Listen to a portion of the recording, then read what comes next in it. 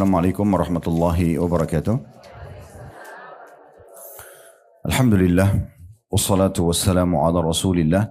Segala puji dan puja kehadirat Allah subhanahu wa ta'ala, juga salawat dan taslim kepada Nabi besar Muhammad sallallahu alaihi wa ala alihi wa sahbihi wasallam.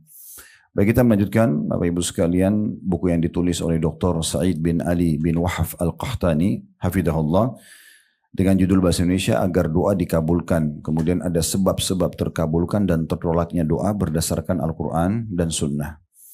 Dan sudah kita sebutkan dari awal di masalah definisi doa itu, sudah cukup banyak pendapat-pendapat ulama berhubungan dengan masalah ini. Intinya sebenarnya adalah komunikasi yang sehat antara seorang hamba dengan Tuhannya. Dan Allah subhanahu wa ta'ala memberikan untuk kita doa, Bapak Ibu sekalian, itu agar kita bisa berkomunikasi secara langsung. Dan dijadikan dalam syariat Allah subhanahu wa ta'ala, doa itu dilakukan sebelum aktivitas. Jadi sebelum makan, sebelum minum, sebelum masuk kamar mandi, sebelum keluar rumah, sebelum semuanya.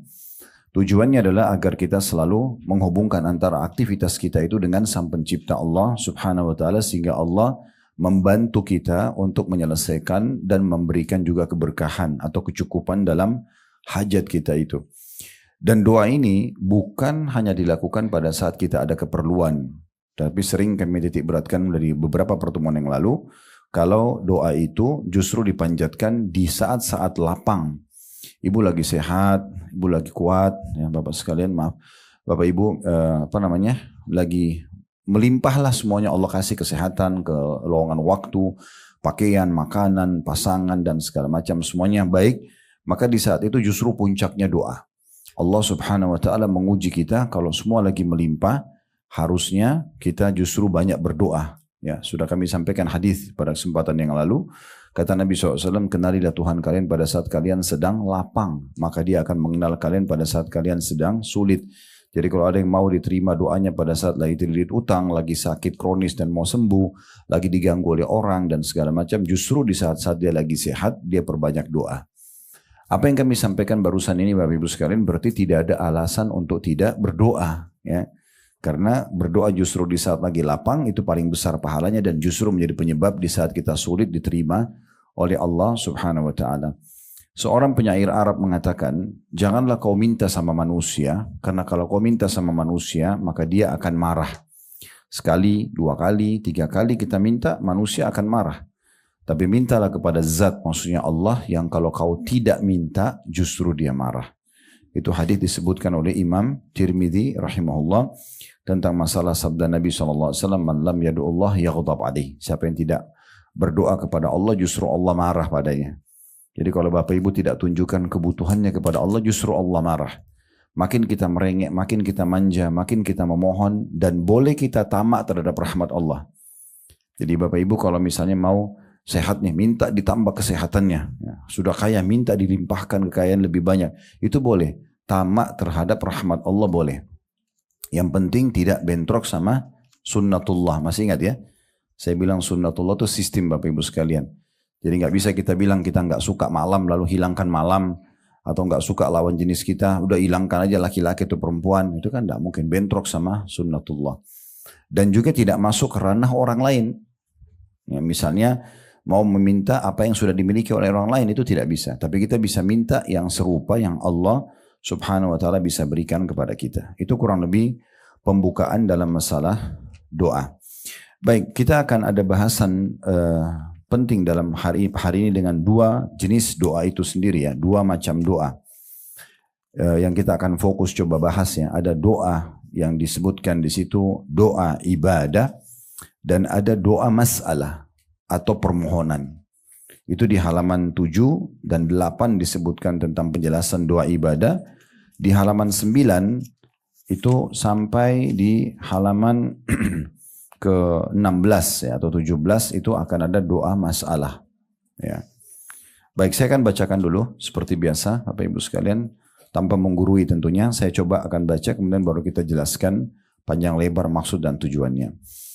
Di halaman 7 di bawah pembahasan kedua macam-macam doa. Pertama doa ibadah dalam kurung doaul ibadah ya dalam bahasa Arabnya, yaitu memohon pahala dengan beramal saleh seperti mengucapkan 2 kalimat syahadat dan melaksanakan tuntunan-tuntunan 2 kalimat syahadat tersebut.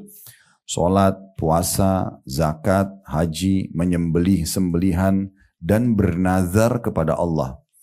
Niat agar Allah penuhi hajatnya namanya nazar ya. Dan ibadah, dan antara ibadah yang disebut ini ada yang tergolong doa dengan perkataan dan perbuatan seperti sholat. Barang siapa telah melaksanakan ibadah ini dan ibadah lainnya, maka berarti ia telah berdoa kepada Allah dan memohon ampunannya dengan perbuatannya itu. Saya baca satu paragraf lagi sampai habis ya, di halaman 8 ini baru kita jelaskan. Kesimpulannya bahwa ia beribadah kepada Allah karena mengharapkan pahala dan takut akan azabnya. Dan jenis doa seperti ini tidak boleh untuk selain Allah. Maka barang siapa yang melakukan sebagian dari ibadah ini untuk selain Allah, maka sungguh ia telah menjadi kafir. Yaitu telah keluar dari agama Allah dan termasuk golongan yang disebutkan dalam firman Allah subhanahu wa ta'ala dalam surah Ghafir ayat 60. وقال ربكم ادعوني أستجب لكم إن الذين يستكبرون عن عبادتي سيدخلون جهنم داخرين. Dan Rabbmu telah berfirman, hai Muhammad, berdoalah kepadaku, niscaya akan kuperkenankan bagimu. Sesungguhnya orang-orang yang menyombongkan diri dari menyembahku akan masuk neraka Jahannam dalam keadaan hina dina.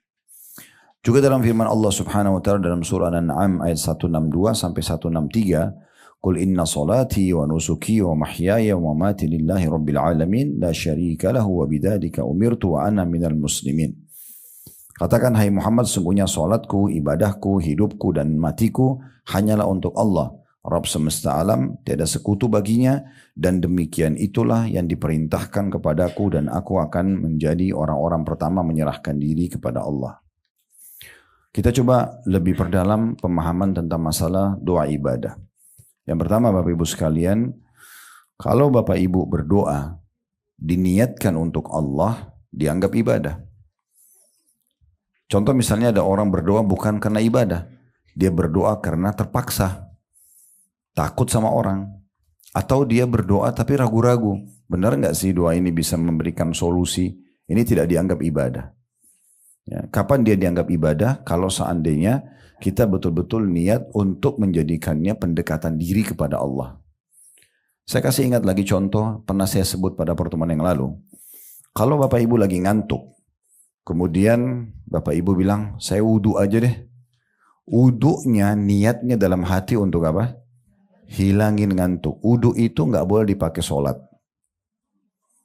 Wudhu itu nggak boleh dipakai sholat. Karena kenapa? Bapak Ibu bukan niat untuk ibadah. Wudhunya hanya untuk hilangin ngantuk. Kan gitu. Ini contohnya. Nah sama dengan sholat, sama dengan haji, sama dengan umroh, sama dengan apa saja. Kapan kita niatnya bukan pendekatan diri kepada Allah, berarti tidak dianggap ibadah. Ibu pergi haji dan umroh, mau jalan-jalan niatnya. Ya sudah dapat jalan-jalannya, tapi nggak dapat ibadahnya. Makanya itu list belanjaan kalau mau haji sama umroh nanti aja. Nanti tiba di sana baru berpikir mau beli apa. Jangan dari sini sudah niat dari awal menggebu-gebu. Saya mau datang di mall ini, saya mau beli baju itu, saya mau beli itu. Niatnya nanti bukan karena ibadah. Akhirnya tawafnya buru-buru, sa'inya buru-buru. Yang penting selesai walaupun capek pergi mall duluan. Nah, itu contohnya. Mau pergi Mekah karena taunya ini ada makanan enak di sana. Nah, ada restoran saya mau datangi. Itu tujuannya restoran. Itu harus cuma samping saja ke samping. Kalau ada kesempatan, bukan tujuan utama. Nah seperti itulah ya. Jadi memang diarahkan niatnya itu karena Allah subhanahu wa ta'ala. Baru dia bisa bernilai ibadah. Ini hati-hati sekali ya. Ada hal-hal bahkan Bapak Ibu sekalian yang mubah. Mandi, makan, minum, olahraga itu kan mubah. Tahu mubah ya? Dikerjakan tidak berpahala, ditinggalkan tidak berdosa. Tetapi dia kalau diniatkan ibadah, misal contoh ada hadis Nabi SAW kepada Abu Darda radhiyallahu anhu, ingatlah wahai Abu Darda, jasadmu punya hak, Tuhanmu punya hak, keluargamu punya hak, jasadmu pun punya hak. Kalau ibu dan bapak sekalian makan, minum, bukan hanya sekedar menghilangkan lapar, niatnya memang untuk memberikan hak badan, berubah dia. Dari niat mubah, dari hukum mubah menjadi hukum sunnah. Jadi ibadah. Ya. Jadi daripada ibu dan bapak sekalian misalnya lagi lapar, lapar nih. Niatnya makan untuk hanya hilangin lapar, itu mubah. Tapi kalau niatnya untuk memberikan hak jasad, ibadah. Ya. Makan, minum, tidur, olahraga, mandi. Kalau hanya sekedar saya mau olahraga biar saya sehat, ya ini jadi mubah. Saya mau olahraga supaya saya berikan hak jasad saya. Allah kan amanahkan jasad ini. Saya olahraga untuk ya supaya menjaga amanah ini. Orang jenazah aja dimandikan, Bapak Ibu sekalian, dimandikan, dibersihkan badannya, apalagi kita masih hidup, kan gitu. Nah, sama dengan kasus mandi, bukan hanya karena sekedar gerah. Ya. Begitu juga olahraga, begitu juga mandi, begitu tidur dan segala macam hal mubah. Nah, ini contoh saja bagaimana kita memahami kapan dia beribadah, jadi ibadah, kapan tidak. Ya, karena begitu. Ibu bersedekah, Bapak Ibu bersedekah, tapi karena nggak enak aja, karena orang itu desak terus, kasih, bukan ibadah. Kalau ibadah itu memang kita kasih, didesak atau tidak, diminta atau tidak, kita akan kasih. Karena kita ingin cari pahala, nah itu beda. Ya. Semua segala sesuatu yang dikerjakan kalau kena ibadah, itu kita akan sangat ringan mengerjakannya. Karena target kita ridho Allah, target kita balasannya. Ya. Jadi yang di depan kita ini mau orang menjengkelkan atau tidak, bagi saya lagi sedekah. Tidak ada urusan sama dia. Gitu ya. Jadi ada orang gila minta makanan misalnya. Gak ada urusannya. Karena orang gila dia gak ngerti, saya gak usah kasih makan yang enak. Keliru. Justru harus kasih makanan yang enak, bukan karena lihat dia, karena ibadahnya. Jadi ada seorang ulama besar dulu, bernama Rabi ibn Huthaim rahimahullah. Dia lagi makan, dibuatin makanan mewah sama istrinya. Waktu itu dinamakan halwa. Beda sama halwa sekarang. Halwa itu orang Arab artikan manisan ya, sesuatu yang manis Bapak Ibu sekalian. Nah tapi Rabi ibn Huthaim ini di masa itu mereka atau istrinya buatin dia makanan halwa karena dia nggak rewel, dia nggak pernah minta macam-macam gitu.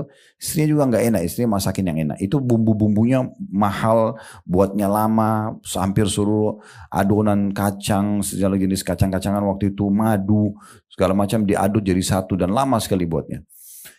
Dia lagi duduk, istrinya suruh anaknya keluarin makan halwa itu. Makanan yang mewah itu. Biasanya waktu itu dimakan sama para pembesar-pembesar negara lah gitu ya. Nah kebetulan dia punya 2 orang murid. Lagi duduk sama dia ngobrol, nanya-nanya masalah hukum. Begitu dihidangkan, halwa itu sudah dipotong-potong. Dia mau jamah, tiba-tiba ada yang ketuk pintu rumahnya.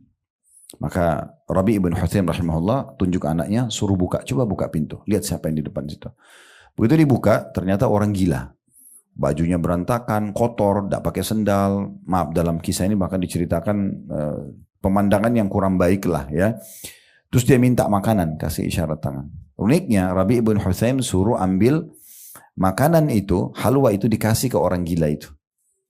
Maka anaknya ambil dengan tujuan membawa piring itu. Tadinya dia mau kasih 1 potong karena makanannya cukup besar. Kasih potongan, kasih ke orang gila itu. Nanti sisanya dibawa lagi ke ayahnya. Tapi subhanallah orang gila juga tahu makanan enak Bu. Ya. Jadi pada saat dia lihat makanan itu diambil semua. Sama nampan-nampannya diambil, dimakan sampai habis. Setelah habis, orang gila ini namanya orang gila. Dia nggak ngerti terima kasih atau apa. Makanan itu dibuang. Piring itu dibuang saja. Anaknya Rabi ibn Huthaim ini ambil piring itu, dia masuk ke dalam sambil dia jengkel. Manusiawi ini orang udah dikasih makan, tadinya mau dikasih 1 potong malah dihabisin semua. Terus piringnya dibuang lagi. Lalu anaknya ini datang kepada ayahnya Rabi ibn Huthaim lalu berkata, wahai ayahku, semoga Allah selalu jaga Anda. Tadi itu kan yang minta orang gila. Dia tidak tahu nilainya makanan itu. Ini perkataan anaknya. Dia tidak tahu nilainya makanan itu. Kalau tadi Anda suruh saya masuk ke dapur ambil makanan apa saja kan pasti dia mau. Roti kah, keju kah, apa. Pasti dia makan. Dia tidak tahu nilainya makanan itu. Kenapa harus halwa yang ibuku buatkan khusus buat Anda? Ini anaknya butuh jawaban. Maka Rabi ibn Huthaim rahimahullah ini kalau Bapak Ibu baca tentang riwayat tentang beliau ini di waktu itu ya. Di kalangan para tabi'in dipanggil sebagai alimnya ulama. Jadi orang kalau sudah mulai rasa lemah imannya di Irak itu datanya ke Rabi ibn Huthaim ini. Karena bicaranya surga, neraka, kuburan, kematian gitu-gitu terus. Ya orang kalau datang itu dinasihatin terus tentang masalah akhirat. Sehingga mereka ternetralisir imannya itu. Intinya dia mengatakan begini, wahai anakku, kalau seandainya tadi orang gila itu tidak tahu nilainya makanan yang kita kasih, Allah tahu nilainya. Lalu dia membaca firman Allah SWT, "Lan tanalu birra hatta tunfiqu mimma tuhibbun." Kalian tidak akan mendapatkan maksimal balasan pahala dari Allah sampai kalian menginfakkan apa yang paling kalian cintai. Nah, Rabi' ibn Husaim sini memberikan pelajaran kepada kita. Beliau tidak melihat lagi siapa yang terima, tapi bagaimana saya memberikan untuk Allah. Kisah yang lain adalah Sa'id bin Musayyib rahimahullah, juga Abdullah bin Mubarak dan banyak ulama-ulama tabi'in yang lain. Mereka itu hampir setiap hari tidak nunggu orang yang datang minta, Bu, Bapak sekalian. Mereka ingin meraih pahala terbesar dalam sedekah. Apa itu? Jemput bola. Kita yang merasa butuh dengan sedekah itu. Kalau Bapak Ibu niatkan ibadah, kita akan terus mengejarnya. Sholat itu kita nggak mau ketinggalan, kita haji umroh nggak mau ketinggalan, apa saja nggak mau ketinggalan. Kita mau selalu yang pertama mengerjakan karena kita ingin mengejar keutamaannya. Nah seperti itulah ya. Maka ini juga jadi poin penting. Mereka selalu membungkus setiap hari harta mereka, lalu mereka keluar mencari orang-orang yang mau menerima sedekah. Jadi dia merasa dia lebih perlu kepada orang miskin daripada orang miskin perlu kepada dia. Perhatikan bedanya. Kalau kita nggak niat ibadah, kita merasa siapa sih orang ini minta-minta terus. Atau kadang-kadang kita masih negosiasi sama syaitan, gak usah kasih ini orang masih mampu. Itu karena tidak niat ibadah. Kalau niat ibadah gak ada urusannya. Gak ada urusannya. Maka setelah mereka memberikan sedekah mereka dengan cara mengantarnya. Kalau kita sekarang ke yayasan sosial, ke rumah-rumah orang miskin, kita yang dirasa perlu. Karena mau ngejar keutamaannya. Maka dia setelah memberi, mereka setelah memberi, mereka tersenyum lebar. Sambil mengatakan kepada murid-muridnya, lihatlah, orang-orang ini membawa pahala-pahala, membawa aset-aset sedekah kami, ketimbangan amal kami tanpa diupah sedikit pun. Fahami maksudnya ya. Jadi mereka ini sudah berpikir, persepsinya kalau ibadah itu, ini sekarang sedekah yang saya kasih, mungkin uang 1 juta rupiah yang kita kasih, secara hitung-hitungan ada 1 juta rupiah diambil sama dia. Lalu dipakailah untuk kebutuhannya, untuk anaknya, untuk dia segala macam. Tapi nilai 1 juta itu dibawa ke timbangan amal. Dan harus melalui mereka ini. Kan kita sedekah dulu baru bisa sampai ke timbangan amal kan. Orang kalau niatnya ibadah begitu. Dia berpikir, saya bagaimana sampaikan pahala saya sana. Nggak penting siapa yang terima. Akhirnya mereka mengejar itu. Nah itu makna ibadah gitu ya. Orang kalau sudah paham ibadah ini beda sekali pemikirannya. Karena dia merasa perlu dengan ibadah itu. Kenapa kita sekarang masih malas sholat malam, masih malas sholat duha, masih malas ini tunda-tunda baca Quran? Karena kita nggak anggap itu ibadah. Kita nggak anggap ini ada yang kita bisa dapatkan nih. Kalau ini ibadah nggak mungkin. Baca keutamaannya, oh ternyata ini besar, kita akan berlumba-lumba untuk mengejar dari ibadah ke ibadah yang lainnya. Nah itu makna ibadah lebih dalam seperti itu. Ya. Makanya didefinisikan oleh sebagian ulama, ibadah itu adalah semua perkataan, perbuatan, bisa ditambahkan juga niat dan fikiran. Ya. Yang diperintahkan dan dicintai oleh Allah. Semua perkataan, perbuatan, ya, niat dalam hati dan fikiran yang diperintahkan dan disukai oleh Allah. Kita bisa lakukan ibadah itu tentunya. Ya, seperti itulah. Asy-Syu'bi berkata rahimahullah, seorang ulama yang lain, siapa yang menganggap bahwasanya siapa yang tidak menganggap bahwasanya dia lebih perlu dengan sedekah yang dia keluarkan daripada orang miskin yang menerimanya, sungguh dia telah menghantamkan sedekah itu ke wajahnya sendiri. Ya, siapa yang tidak menganggap dia lebih perlu dengan sedekah itu yang diberikan ke fakir miskin, dia balik tuh, seakan-akan orang miskin yang butuh sama dia. Dan kali ini siapa yang menganggap dia tidak perlu, lebih perlu terhadap sedekah itu daripada orang yang menerimanya, maka dia seperti sedang menghancurkan amalnya, dia sedang menghantam amal itu, sedekah itu ke wajahnya sendiri. Jadi pekah sekali. Antara itu ibadah dengan bukan ibadah itu hanya sedikit sekali perbedaannya. Karena itu ini penting sekali untuk digarisbawahi. Ya. Jadi kalau Bapak Ibu doa karena terpaksa, karena tidak enak, karena mau dilihat orang, karena mau dipuji orang, selesai urusannya, nggak ada pahalanya. Itu mimpi aja. Ya, betul-betul ada orang, tidak ada orang, kita merasa perlu dan butuh. Nah gitu. Dan butuhnya kepada Allah, itu baru ibadah. Ya. Jadi baca Quran, sholat, segala macam, kejar keutamaannya. Kejar ibadahnya yang dijanjikan kepada kita gitu. Nah itu yang dimaksud di sini Doa ibadah saya kembali ke halaman 7 paragraf pertama yaitu memohon pahala dengan beramal saleh. Niatkan ibadah baru bisa. Ya. Sama ibu dan bapak sekalian kalau mau kasih makanan orang. Beda ya. Orang niat hanya daripada makanan dibuang dengan orang niat ibadah beda itu. Kalau ibu dan bapak niat untuk kasih orang, ibu bapak tidak akan kasih makanan bekas ke orang. Tapi kalau daripada makanan dibuang ya malaikat catat ini sedekah daripada. Ini ya. Daripada saja ini. Terpaksa. Daripada rusak. Kan itu beda. Dengan orang niat ibadah kan beda. Ibu kasih dan bapak kasih makanan bekas sama kasih makanan baru sama gak pahalanya? Gak mungkin. Pasti beda. Ibu kasih baju bekas, mukena bekas sama baju baru. Sama gak pahalanya? Beda. Nah bagaimana kita termotivasi mau selalu kasih yang baru? Itu karena kita niatkan ibadah. Baru bisa. Coba belajar sekarang bersedekah sejumlah yang kita pakai. Sekali itu ya. Contoh misalnya gini. Kita lagi masuk ke satu restoran nih. Makan makanan enak banget. 100 ribu misalnya satu porsi. Contoh saja nasi padang beli 100 ribu. Maksudnya 150 ribu lah. Coba beli yang porsi sama kasih tukang parkir. Pernah gak? Nah, alhamdulillah kalau pernah. Gitu kan? Atau beli baju. Oke lah kita next levelnya. Kalau beli baju satu yang bagus. Pernah gak beli baju yang sama kasih orang lain? Nah masa paling cari yang lebih murah. Mana yang lagi promo untuk dikasih. Oke, contoh yang lain. Kalau misalnya bapak ibu diundang, langsung aja deh level tinggi. Istana Merdeka, presiden undang bapak ibu. Terus pesan buah. Tolong bawa ke saya buah ya. Di mana beli buahnya? Oh ya, Masya Allah. Terus kalau ada yang grade 1 harga 300 ribu anggur sama grade 2 200 ribu yang mana? Benar ya? Habis itu apa? Pakai kresek? Apa? Sekarang jawab jujur. Kalau orang tua bapak ibu yang pesan, beli di mana? Sama, pakai keranjang juga.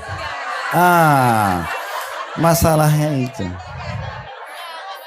Kenapa presiden lebih mulia daripada bapak ibunya? Yang disuruh bakti nomor 1 ke siapa? Nah, itu. Orang kalau niat ibadah itu pasti maksimal. Mulai sekarang kasih orang tua itu pakai keranjang, cari yang terbaik, variasikan gitu. Oh, baru ya. Nah itu beda. Itu contohnya. Jadi ini dikatakan oleh satu orang ulama lain, namanya Urwa bin Zubair rahimahullah. Ini ulama tabi'in luar biasa. Dia bilang, janganlah seseorang di antara kalian bersedekah, dia keluarkan di jalan Allah, apa yang dia malu kasih kepada pemimpin satu kaum. Paham gak? Saya ulangi lagi, dia bilang, janganlah seseorang dari kalian bersedekah, umum saja kepada orang miskin, kepada keluarga, kepada orang tua. Jangan kasih mereka apa yang kalau kita kasih ke pemimpin satu kaum, kayak raja atau presiden, kita malu kasih dia. Harusnya sama semua, karena niatnya karena ibadah. Nah ini masalahnya. Orang kalau niat ibadah itu beda. Pasti dia akan kasih yang terbaik, karena bagi dia targetnya bukan penerima, tapi bagaimana dia maksimal dapat pahalanya. Kalau kita kasih pemimpin kaum nasinya mewah banget, tumpeng dan segala macam, kasih orang miskin nasi sama tempe, ya sama-sama sedekah. Tapi ini pahalanya besar, ini pahalanya kecil nanti. Padahal sebenarnya kita mampu memberikan yang terbaik. Yang orang-orang mampu itu sudah biasa makan mewah. Kalau bapak ibu mau pahalanya besar, kasih orang miskin tuh makanan mewah, karena mereka belum pernah makan itu. Kasih baju yang bagus, gitu kan? Kasih mukena yang bagus, kasih apa segala macam yang bagus. Nah gitu. Ya, kadang-kadang begitu soalnya ada orang-orang dia menganggap remeh tentang masalah ini, padahal sebenarnya target utamanya ibadah, berarti bagaimana maksimal dapat pahalanya di sisi Allah. Tidak penting siapa yang menerima. Nah seperti itulah. Itu di potongan pertama itu. Jadi memohon pahala dengan beramal soleh. Di sini diucapkan seperti mengucapkan 2 kalimat syahadat dan melaksanakan tuntunan-tuntunan 2 kalimat syahadat tersebut. Jadi 2 kalimat syahadat bukan hanya sekedar orang mau masuk Islam, ya. Kita pun punya zikir 2 kalimat syahadat. Contoh di tahiyat baca 2 kalimat syahadat enggak? Ya. Terus muadzin setiap azan 2 kalimat syahadat kan? Dan sunnahnya kita mengucapkan yang sama.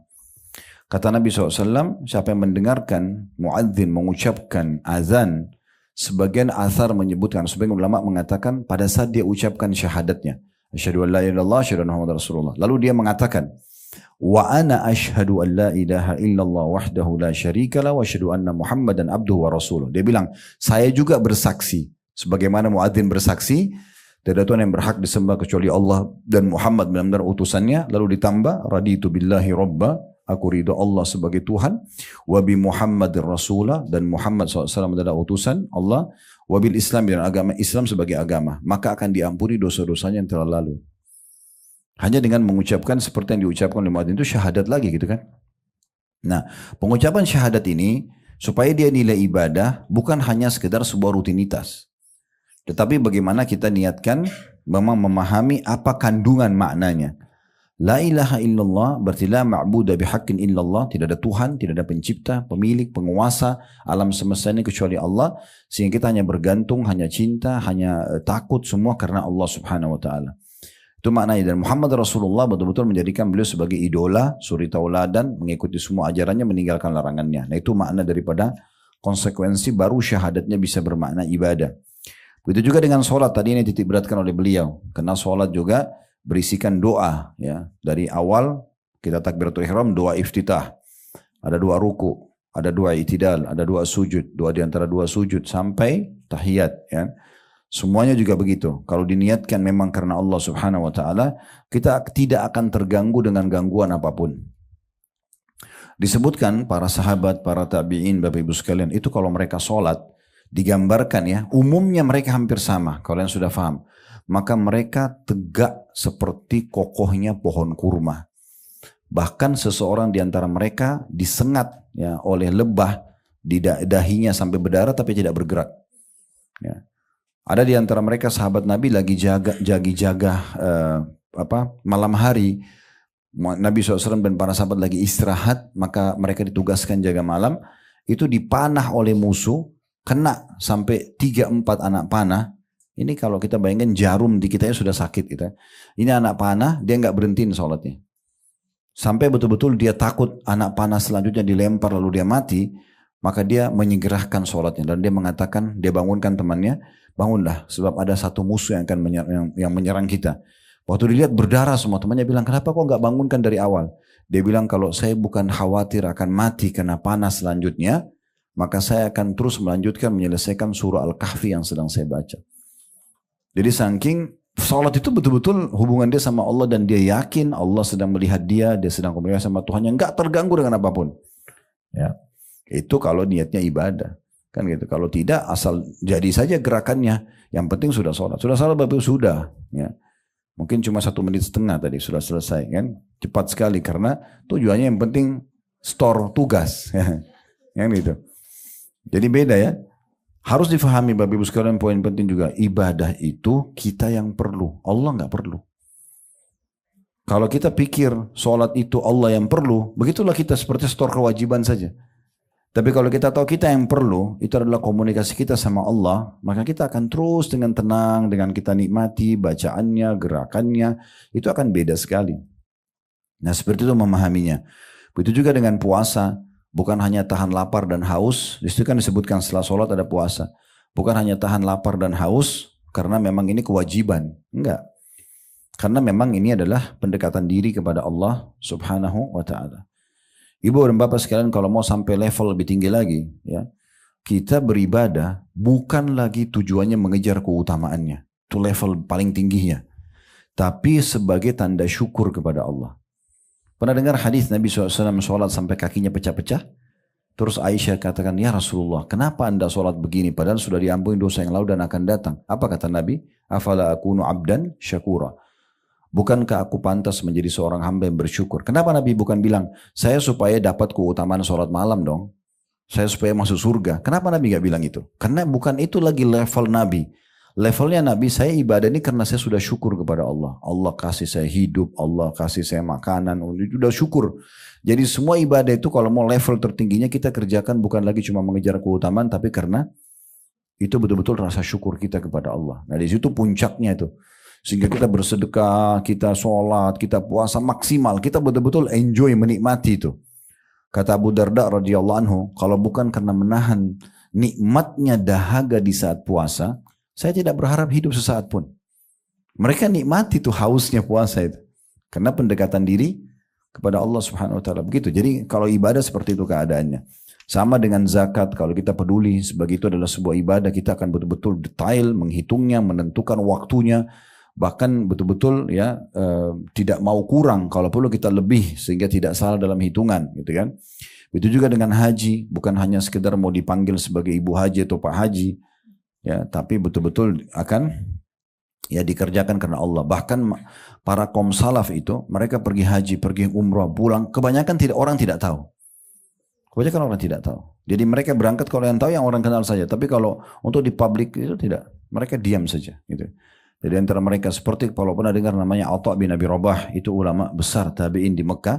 Beliau 70 kali haji. Allah kasih umur 100 tahun 70 kali haji. Berarti 70 tahun dia haji terus. Itu bukan dari dia ceritanya ya. Bukan dia cerita. Orang-orang tahu karena hampir setiap tahun melihat dia baru disampaikan. Atha bin Abi Rabah gini. Jadi memang mereka kerjakan ibadah. Beda ya. Kalau bapak ibu lagi ibadah ditanya orang, jawab. Kemana aja bu selama ini? Saya sempat ke rumah 2 kali gak datang. Oh ya saya lagi umroh. Gak apa-apa. Kan ditanya. Yang masalah tidak ditanya cerita. Kamu tahu gak kemarin saya umroh 2 kali loh. Saya sudah haji 7 kali loh. Yang nanya siapa? Gak ada yang nanya. Berarti hanya untuk pujian lisannya manusia sepanjang lidahnya saja. Itu pujian orang, kerupuk masih lebih enak, ya. Karena kerupuk itu masih ada rasanya, walaupun dia kecil untuk kebutuhan tubuh kita. Daripada ucapan orang, kamu hebat ya, kamu dermawan, terus dapat apa? Badan gak tambah gemuk, gak tambah cantik, gak tambah kaya, gak ada. Tapi ada orang kejar itu, subhanallah, puas dengan pujian orang. Apa yang mau didapat? Ya. Gak penting sekali itu.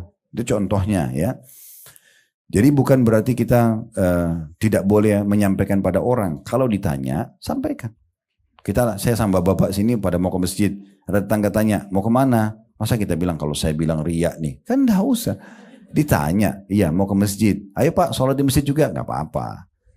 Tapi kalau iklanin ke orang, ayo sholat, ayo saya mau sholat nih misalnya. Contohnya itu kan mungkin bisa sangat terbuka pintu itu. Itu juga kata beliau di sini menyembelih, sembelihan. Nah sama juga, ini termasuk ibadah yang besar Bapak Ibu sekalian ya. Jadi sembelih jangan cuma dilakukan di Idul Adha ya. Tapi seringnya menyembelih hewan, kambing, unta, sapi gitu kan, ayam, terus dibagikan ke orang ini, memberikan makan orang ini besar sekali pahalanya. Ya, jadi momentum-momentum memberi makan orang itu besar sekali pahalanya. Jadi jangan selalu mau ditraktir tapi tidak pernah traktir orang ya. Sering berbagi. Itu dalam sebuah hadis riwayat Muslim. Pernah ditanyakan oleh seseorang kepada Nabi SAW, ya Rasulullah, ayyu islamin khair. Amalan apa dalam Islam selain kewajiban yang besar sekali pahalanya. Artinya kalau saya jadikan sebagai target saya itu bagus banget itu. Kata Nabi SAW, tut'imut ta'am, beri makan orang. Itu nomor 1 tuh. Baru tusallimu ala man ta'rif wa man lam ta'rif. Lalu kau ucapkan salam kepada orang yang kau kenal dengan tidak kenal. Ini 2 sunnah. Jarang sekali kita hidupkan itu ya. Ya mungkin kalau kita lagi pengajian begini ada makanan, itu umum orang kasih makan ya. Kemudian kalau ada acara kita undang orang keluarga di rumah, iya. Tapi pernah nggak kita buatin program setiap hari saya akan keluarkan sekian porsi sedekah. Nah gitu. Jadi memang itu dijadikan sebagai program rutin keluar gitu ya. Kalau kita bisa misalnya memblok 1 rumah anak yatim, 2 rumah anak yatim, bagus lah gitu kan.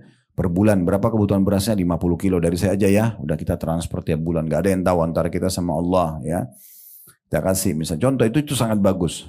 Nah juga bagus kalau menyembelih. Di sini sebenarnya sembelihan ini maknanya adalah makanan sebenarnya, karena menyembelih itu kita memberikan makanan. Dan ini tidak boleh dialihkan kepada selain Allah SWT. Seperti orang kasih sesajen-sesajen untuk patung, untuk kuburan, untuk laut segala macam, ini tidak boleh. Begitu juga dengan nazar. Nazar karena Allah. Nazar ini tahu hukum dasarnya ya. Makruh Bapak Ibu sekalian. Hukum dasar nazar makruh. Artinya lebih baik tidak nazar. Udah tahu hukumnya ya. Karena orang kalau dia kalau dia selalu bernazar, maka kalau tidak Allah kabulkan, dia tidak lakukan kan. Sekarang kalau penyakit saya sembuh, saya akan puasa 3 hari. Anak saya diterima kuliah, saya akan sedekah 100 porsi. Kalau enggak, berarti enggak lakukan. Nah itu berarti seperti orang pelit. Makanya hukum awalnya, dasarnya ulama bilang nazar itu makruh. Kalau yang benar bagaimana Ustaz? Yang benar Bapak Ibu aktivitas dulu, ikhtiar, begitu berhasil lalu kita sedekah. Tidak ada hubungannya dengan berhasil atau tidak. Nah itu mungkin masih oke, gitu kan. Nah tapi bukan berarti tidak boleh ya. Tetap saja boleh, cuman hukumnya makruh. Kenapa dimakruhkan juga oleh sebagian ulama? Karena kalau berhasil jadi wajib Bapak Ibu sekalian. Misal kalau anak saya diterima kuliah, saya akan sedekah 100 juta. Begitu diterima benar-benar harus, tidak boleh ditunda. Harus disedekah, kecuali Bapak Ibu punya udzur, tidak cukup hartanya segala macam gitu. Dan juga dari satu sisi ulama mengatakan nazar ini ada taklif, membebankan diri mungkin di atas kemampuan. Mungkin dia nggak mampu, tapi dia karena ingin supaya dapat jalan keluar maka dia bernazar, ini nggak usah. Ada solusi lain pengganti nazar, namanya tawasul dengan amal saleh. Bertawasul dengan amal saleh. Misal kita sedekah, gitu kan? Niatkan sedekah ini akan memudahkan urusan, itu boleh. Itu solusi, itu lebih baik, gitu kan? Jadi kita justru bersedekah dulu, ibadah dulu, baru kita minta diberikan jalan keluar sama Allah. Kalau nazar kan tidak, kita minta dikabulkan dulu, baru kita keluarkan, beda. Ya. Kalau tawasul dengan amal saleh, menjadikan amal saleh sebagai perantara antara kita sama Allah, itu kita sedekah dulu, kita ibadah dulu, niatkan untuk jalan keluar, itu bisa. Kalau nazar tidak, minta dulu Allah kasih, kalau enggak saya enggak mau lakukan. Nah seakan-akan begitu. Nah tapi kalau Bapak Ibu sudah nazar dan ternyata dikabulkan oleh Allah, wajib nggak boleh ditunda. Ya, nggak boleh ditunda. Apakah itu harta, apakah itu puasa. Jadi begitu selesai urusannya nggak boleh kita bilang sudah saya bulan depan aja puasa. Nggak bisa, harus pada saat itu. Karena sudah dikabulkan sama Allah. Contoh. Nah ini nazar juga tetap walaupun dia hukumnya makruh, Bapak Ibu sekalian tetap harus untuk Allah. Kalau orang nazar misalnya mau minta pada kuburan atau mau ke dukun, ini nazar batal semua. Nggak boleh, karena bukan untuk Allah subhanahu wa ta'ala. Lalu dikatakan selanjutnya, di antara ibadah yang disebut di sini adalah yang tergolong doa dengan perkataan dan perbuatan seperti sholat. Barang siapa yang telah melaksanakan ibadah ini dan ibadah lainnya, maka berarti ia telah berdoa kepada Allah subhanahu wa ta'ala dan memohon ampunan kepadanya. Baik, ini kurang lebih gambaran tentang masalah paragraf pertama dan kedua dari, maaf ini masih paragraf pertama ya, dari potongan pertama ya, doa ibadah. Kemudian yang paragraf keduanya yaitu masalah penyebutan tentang dua ayat ya. Dua ayat ini kita juga fokus dulu menjelaskannya. Yang pertama surah Ghafir, ini surah nomor 40 dalam Al-Quran atau surah Al-Mu'min nama lainnya, surah Mu'min ya. Ayat 60, ini ayat yang paling masyhur berhubungan dengan masalah Allah pasti menerima doa hambanya. Dan kita sudah sebutkan pada pertemuan yang lalu syarat-syarat diterimanya doa ya. Dan Tuhanmu berfirman, hai Muhammad, berdoalah kepadaku, niscaya aku akan perkenankan bagimu. Artinya dari potongan ayat ini kata ulama tidak ada doa yang tidak diterima. Cuma ada doa yang langsung diberikan pada saat itu, ada doa yang diberikan setelah beberapa waktu ya. Selama orang itu masih terus berusaha berdoa, maka akan diberikan oleh Allah Subhanahu wa taala. Dan dia tidak minta yang haram, dia tinggalkan makanan dan minuman dan pendapatan haram, maka dengan izin Allah akan diterima. Jadi tidak usah khawatir. Kita sudah singgung pada pertemuan yang lalu Bapak Ibu sekalian, kalau ada orang yang berdoa, ini Ibnu Qayyim mengatakannya, kalau ada orang anaknya sakit, sudah 10 tahun dia berdoa dan dia melihat anaknya belum sembuh, kemudian dia mengatakan Allah belum menerima doa saya, ini keliru. Kalau seandainya dia tidak berdoa selama 10 tahun, mungkin anaknya sudah meninggal bahkan. Atau lebih parah daripada itu. Cuma butuh volume yang lebih besar dari doa dia, sehingga sesuai dengan kadar ujian yang diberikan pada anaknya. Sehingga dia berdoa saja. Dia berdoa terus. Dan pernah Ibnu Qayyim rahimahullah melihat satu kasus terjadi. Beliau lagi jalan menuju ke rumahnya dari masjid. Melewatin satu rumah itu kebetulan, secara kebetulan ada satu ibu lagi marah sama anaknya. Jadi saking marahnya ibu ini, anaknya dikeluarin dari pintu rumah, ditutupin dari dalam. Anaknya itu masih kecil, 5 tahunan di bawah gitu ya. 5 tahun ke bawah, nangis-nangis, ngerengek-ngerengek sama ibunya, buka pintu, nangis-nangis. Tapi ibunya tetap tidak mau bukain pintu. Ibnu Qayyim nunggu, mau lihat apa yang terjadi. Ternyata anak itu kena kecapean tidur. Waktu dia tidur, ibunya buka pintu gendong karena gak tega, dimasukin ke dalam. Lalu beliau menyebutkan sebuah statement yang menarik. Beliau mengatakan Maha Suci Allah, Subhanallah ya. Subhanallah bahasa Arabnya, terjemah Maha Suci Allah. Andai saja setiap hamba melakukan seperti anak itu kepada Tuhannya, anak itu kepada ibunya, dia itu lakukan pada Tuhannya, terus dia merengek sampai dia ya sudah capek tertidur gitu kan, maka dan tetap dia tidak putus asa, pasti Allah akan berikan dia sebagaimana ibu itu mengambil anaknya. Tidak disamakan Allah sama ibu itu, tidak ya. Tetapi pernah terjadi juga dalam riwayat Bukhari, Nabi Muhammad SAW satu waktu dalam peperangan, Bapak Ibu sekalian, setelah memenangkan peperangan, ada satu ibu, tapi ini ibu orang-orang non-muslim ya, masuk dalam tawanan kaum muslimin. Terpisah dengan anak dia masih kecil. Jadi debu berterbangan, lagi panas, suasana di kancah peperangan, ada beberapa jenazah tergeletak gitu. Nabi SAW sempat melihat ke satu arah, ada satu ibu. Ibu ini seperti lagi nyari anaknya. Beda dengan ibu-ibu yang lain.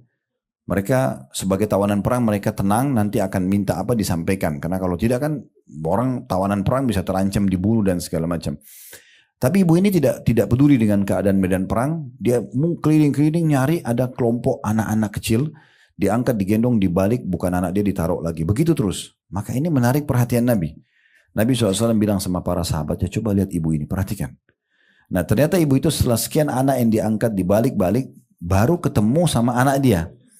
Begitu dia ketemu anaknya, dipeluk anaknya di medan perang, dia tidak peduli ini debu kah, panas kah. Seperti ibu baru dapat anaknya dan ini di medan perang, kemungkinan besar anaknya ikut mati. Gitu.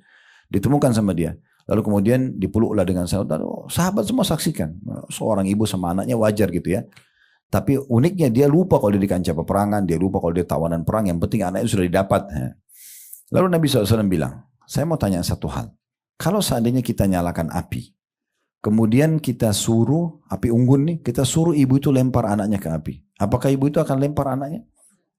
Ya, serentak para sahabat jawab, tidak ya Rasulullah. Gak mungkin, apalagi setelah dia temukan hidup di medan perang gitu kan. Maka di situ pesan Nabi SAW, ketahuilah demi zat yang jiwaku dalam genggaman, maksudnya demi Allah, sungguh Tuhan kalian Allah lebih sayang kepada kalian daripada ibu itu pada anaknya. Allah nggak mau kita celaka, Allah nggak mau kita susah, Allah nggak mau kita masuk neraka, nggak mau Allah mau kita selamat, kita mau bahagia. Tapi Allah kasih jalannya, caranya, ibadah, ikhlas, ya, berbagi dan seterusnya itu semua akan diberikan jalan keluarnya. Nah seperti itulah. Itu potongan pertama ayat, berdoalah kepadaku, aku akan perkenankan. Jadi tidak ada doa yang tidak diijabah. Dan harus bijaksana Bapak Ibu sekalian ya. Bayangkan sekarang hajat-hajat kita harian, dengan ada hajat mungkin doa yang pernah kita panjatkan tapi belum kita terima. Kira-kira mana yang lebih banyak? Contoh misalnya kita lapar, bukan tiap hari kita lapar? Kita kadang-kadang cuma bilang lapar gitu. Terus muncul ide kita, pikir mau makan apa, terus dapat, terus enak, kenyang. Itu tiap hari. Tiap hari kita lapar, tiap hari kita haus, tiap hari kita capek. Ya, tiap hari kita banyak hajat kita, mau keluar rumah, mau ini, mau itu, segala macam. Semua terpenuhi. Ini kadang-kadang dilupakan kalau ini kemudahan dari Allah. Kemudian ada orang yang sangka buruk dengan Tuhannya karena ada satu permintaan dia minta, penyakitnya belum disembuhkan misalnya, atau utang belum. Terus dia sangka buruk sama Allah. Oh Allah nggak terima doa saya. Dia lupa semua kebaikan Allah yang banyak ini. Lalu dia fokus kepada satu. Padahal sebenarnya satu ini pun akan diijabah asal dia terus lanjutkan doanya. Mungkin sisa sehari 2 hari lagi. Kan gitu. Saya ingatkan kembali hadis yang kita bahas pada pertemuan yang lalu ya. Kata Nabi SAW, yustajabu li ahadikum malam ya'jal. Pasti diijabah doa seseorang dari kalian selama tidak tergesa-gesa. Para sahabat bertanya, wamal isti'jal, apa itu tergesa-gesa ya Rasulullah? Kata Nabi SAW, yaqulu da'autu walam yustajabu li fatarakat doa. Dia bilang saya sudah berdoa tapi belum lihat jawabannya, lalu dia berhentikan doa. Padahal sebenarnya mungkin tinggal beberapa waktu saja, tinggal sebentar. Jadi sabar gitu ya. Itu potongan pertama dari surah Ghafir ayat 90. Berdoa aku perkenankan. Jadi tadi saya bilang ingat ya, bijaksana dalam menilai bagaimana banyaknya pemberian Allah dan jangan itu dibentrokin sama 1-2 hajat kita yang belum dikabulkan. Padahal sebenarnya ini tinggal kita maksimalkan terus berdoa. Potongan kedua, di situ adanya larangan dan ancaman neraka jahanam bagi orang yang tidak mau beribadah. Di sini sebagian ulama tafsir menerjemahkan sesungguhnya orang yang menyombongkan diri dari menyembahku, itu kembali kepada potongan awal ayat. Kan Allah bilang berdoalah, aku akan perkenankan. Berarti yang sedang Allah ancam neraka sini orang kalau tidak mau berdoa. Sombong dia. Gak butuh sama Allah gitu ya. Nah seperti itulah. Terakhir dalam potongan ini adalah firman Allah SWT Al-An'am 162 sampai 163 yang memang kita disuruh mengikhlaskan semua karena Allah Subhanahu wa taala. Kapan mau bernilai ibadah harus semua karena Allah. Sudah kita kasih contoh-contoh tadi di awal ya. Jadi kita tidak butuh pujian makhluk, kita nggak perlu tahu siapa yang menerima sedekah kita, yang penting kitanya mengejar target yang sudah dijanjikan oleh Allah Subhanahu wa taala. Itu yang dimaksudkan dalam surah Al-An'am 162 sampai 163. Baik, kita akan masuk ke doa permohonan. Ya. Tapi ini benar sudah mau 1:30. Saya jam 2 ada taklim lagi. Ya. Baik. Doa permohonan di halaman 9 ya, yaitu doa yang memohon sesuatu yang bermanfaat, yakni yang memberi manfaat bagi pemohon, atau yang menghindarkan dari bahaya, atau meminta hajat-hajat. Ya. Jadi di sini kalau Bapak Ibu ada hajat, disembuhkan penyakitnya, selamatkan dari mara bahaya, ditambahkan rezeki dan segala macam, itu dikenal dengan doa masalah atau doa permohonan. Dan doa permohonan dirincikan atau rinciannya sebagai berikut. Yang pertama, apabila permohonan ini terjadi dari seorang hamba kepada hamba yang lain yang masih hidup, mampu dan ada di hadapannya, maka tidak termasuk kesyirikan seperti berilah saya air minum, atau wahai fulan berilah saya makanan, atau seumpamanya atau seumpama itu, atau seperti itu ya. Maka itu tidak menjadi masalah ya. Jadi maksudnya boleh nggak kita bilang tolong bantu saya bayarin utang kepada manusia? Boleh nggak dok berikan saya obat yang terbaik misalnya. Itu namanya kan masalah, permohonan juga ya. Tapi yang seperti ini masih boleh kalau syaratnya tadi minta kepada orang yang masih hidup, bukan jenazah di kuburan ya. Kemudian orang itu mampu untuk membantu kita dan juga masih ada di hadapan kita. Nah itu baru boleh. Dan itu pun masih di alam manusia. Minta minum, minta pekerjaan, minta makan ya. Dan seterusnya. Oleh sebab itu Rasulullah SAW bersabda, Man sa'ala billahi fa'atuhu. Barang siapa yang meminta kepada kalian dengan menyebut nama Allah, maka berilah dia. Saya dia bilang, demi Allah tolong bantu saya, demi Allah gini dan itu berilah. Gak usah peduli dia, tapi kita sedang memberi untuk Allah tadi, sudah kita jelaskan. Wa man ista'adha billahi fa'idhu. Dan barang siapa yang meminta perlindungan kepada kalian dengan menyebut nama Allah, maka berilah perlindungan kepadanya. Selama dia bukan pelaku kriminal. Ya. Minta dilindungi, ya. Ada orang kena longsor, gempa, dan segala macam. Kemudian minta bernaung ya di rumah kita misalnya sementara gitu-gitu ya. Atau ada orang keluarga datang dari luar kota, dia butuh transportasi, lalu kita memberikan kepada dia. Nah itu semua masuk dalam masalah ini. Kemudian yang ketiga, وَمَنْ دَعَاكُمْ فَأَجِيبُوا. Dan barang siapa yang mengundang kalian dalam kurung untuk menghadiri walimah dan lain-lainnya, maka penuhilah. Undangan hukumnya wajib untuk dijawab selama bukan maksiat kepada Allah dan selama ibu dan bapak mampu. Undangan perkawinan, undangan pengajian, undangan apa. Kalau kita nggak bisa dari awal bilang, maaf saya belum bisa hadir. Karena itu wajib. Nggak boleh ibu bercanda dan bapak sekalian atau iseng-iseng atau apalah cuma formalitas mengatakan misalnya, ya saya akan datang, tapi sudah niat dalam hati nggak mau datang. Itu nggak boleh. Ya. Kemudian selanjutnya waman sana ilaikum ma'rufan fakafi'u. Dan barang siapa yang berbuat baik pada kalian, maka hendaklah kalian balas. Tetangga kirim makanan, jangan piringnya kembali kosong, ya. Jadi selalu bantu. Apa yang orang kasih kita balas, minimal sama, bagusnya lebih baik.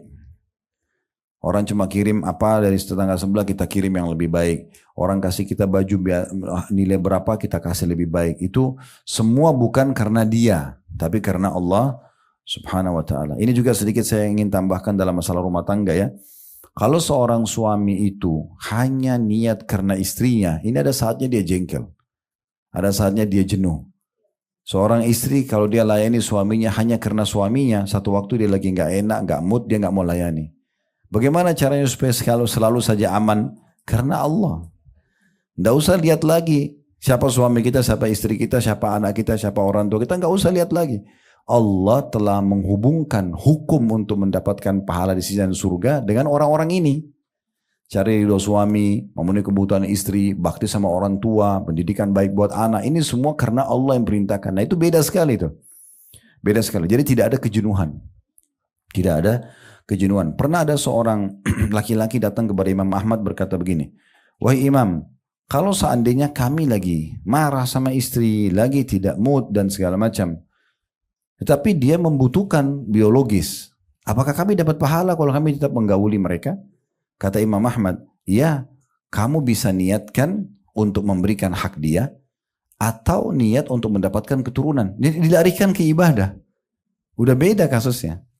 Begitu juga seorang wanita pernah datang kepada Aisyah mengatakan sebaliknya, ya, wahai Ummul Mukminin, kalau kami lagi jengkel, lagi marah sama suami gitu, apakah kami tetap wajib menjawab ajakannya untuk biologis? Kami lagi nggak mau. Dosa nggak kalau nggak? Kalau nggak layani? Kata Aisyah, iya. Kalau kalian berada di atas unta, sudah mau jalan, kalau ibu-ibu sekarang sudah di mobil, udah mau pergi acara mana, dipanggil oleh suami, tetap wajib jawab. Terus bagaimana poinnya? Ya niatnya karena ibadah. Tadi keluarnya itu, ya, itu karena bukan niat ibadah. Ya. Baiklah, selanjutnya. Siapa yang berbuat baik padamu, maka hendaklah kamu balas. Kemudian, فَإِنْ لَمْ تَجِدُوا مَا تُكَافِئُونَهُ فَادْعُوا لَهُ حَتَّى تَرَوْا أَنَّكُمْ قَدْ كَفَأْتُمُهُ. Dan kalau kalian tidak mendapatkan sesuatu yang bisa kalian balaskan dari kebaikan dia, maka doakan dia, balas dengan doa, sampai kalian merasa bahwa kalian telah membalas kebaikannya. Terus doakan sampai seakan-akan kita sudah puas untuk memberikan sesuatu balasan kepada dia. Ya. Jadi kita juga penting begini Bapak Ibu sekalian. Orang kalau niat ibadah itu, pasti dia selalu besarkan apapun nikmat yang ada depan matanya. Dia besarkan. Orang kasih dia cuma sepiring nasi, dia akan mengenang seumur hidupnya itu. Dibesarkan itu. Tidak dianggap remeh. Ya. Jadi memang seperti itu. Orang kalau mau niatkan ibadah seperti itu. Makanya Umar bin Khattab berkata, saya akan terus berterima kasih seumur hidup saya pada seseorang yang mengingatkan satu kekurangan saya. Jadi kalau Umar itu berharap ada yang datang, Umar kamu itu salah loh begini. Itu Umar akan terima kasih seumur hidup. Jadi dia besarkan itu kebaikan orang. Sehingga bukan berarti, saya kan sudah pernah balas tuh makanannya. Enggak usah pikir balasan kita. Kita besarkan pemberian dia supaya kita menganggap pemberian itu akan terus kita nilai. Dia kayak satu piring kita balas 10-20 piring pun tidak ada masalah. Gitu loh. Kan gitu. Jadi tidak perhitungan dalam memberikan. Karena semua itu tetap ada nilai pahala. Sedekah piring pertama, 2, ketiga, ke 100 sama aja pahala terus. Dan memang wajar karena dia pernah berbuat baik. Sunnah Nabi membalasnya. Kan gitu. Nah itu poin-poin penting yang juga kita bisa ambil dari sini. Yang kedua, berdoa kepada makhluk dan meminta darinya sesuatu yang tidak dapat dilakukan oleh selain Allah. Maka hal ini menjadikan orang tersebut musyrik dan kafir. Baik yang diminta itu masih hidup ataupun sudah mati. Berada di hadapannya atau tidak. Seperti perkataan, wahai Kiai Fulan atau Syekh Fulan, sembuhkanlah penyakit saya, kembalikanlah barang saya yang hilang, panjangkanlah umur saya, berilah saya anak, dan lain-lainnya. Semua ini merupakan kekafiran yang besar yang mengeluarkan pelakunya dari agama Islam. Ya.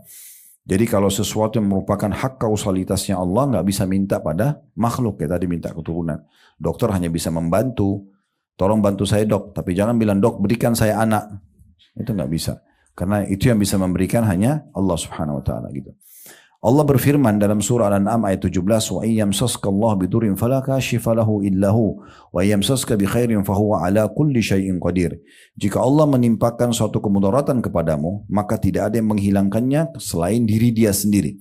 Jadi hanya Allah yang bisa mengeluarkan. Kalau kita sakit, yang ciptakan kita Allah, yang ciptakan penyakit Allah, yang bisa sembuhkan hanya Allah, ya. Dan jika dia mendatangkan kebaikan kepadamu, kalau Allah sudah menjadikan itu sebagai rezeki kita, maka dia maha kuasa atas tiap-tiap segala sesuatu. Tidak ada yang bisa menghalangi. Kalau itu rezekinya Bapak Ibu, tidak ada yang bisa menghalangi kalau Allah sudah kasih. Walaupun satu dunia tidak ingin itu sampai kepada kita. Ini dalil tentang masalah tidak bolehnya memohon yang merupakan hak kausalitasnya Allah, hak sepenuhnya punya Allah, minta keturunan, sembuh penyakit dan segala macam, atau dikembalikan barang hilang, itu tidak boleh dialihkan kepada makhluk. Juga Allah SWT berfirman dalam surah Yunus ayat 106 sampai 107, "Wala tad'u min dunillahi ma la yanfa'uka wa la yadurruk, fa in fa'alta fa innaka idza minadh dhalimin. Wa in yamsaska Allah bidurrin fala kashifa lahu illa huwa wa in yuridka bi khairin fala radda li fadli yusibu bihi man yasha'u min ibadi wa huwal ghafurur rahim." Dan janganlah kamu menyembah apa-apa yang tidak bermanfaat dan tidak pula memberikan mudarat kepadamu selain Allah. Seperti orang pakai jimat, minta-minta pada kuburan, ya, para peramal-peramal, itu semuanya ya.